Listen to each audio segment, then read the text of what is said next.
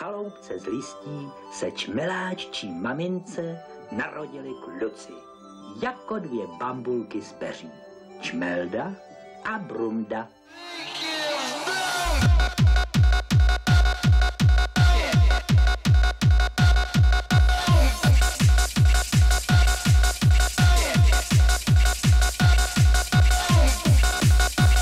A než odkvetly a uzrály jahody, už ledacos uměli.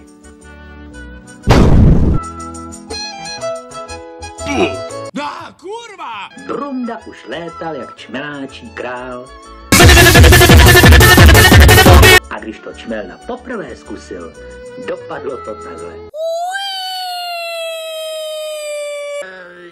Do prdele!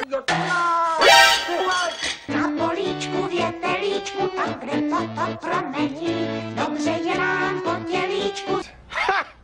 Gej! Zákonem jsme chráněni, Tak určitě. sosáčkama sosáme, bez přestání to samé. Do pěti, do pěti, do pěti, do pěti, do pěti, do pěti, do... Musíme být u maminky. V prdeli.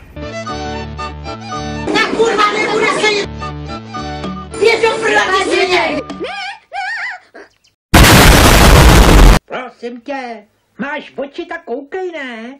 Sbírám med, ale tebe nechci, ani by ses mi do hrnku nevešel. A Čmelda si klidně odletěl. Brácho! Ty můj čuráčku chundelatý.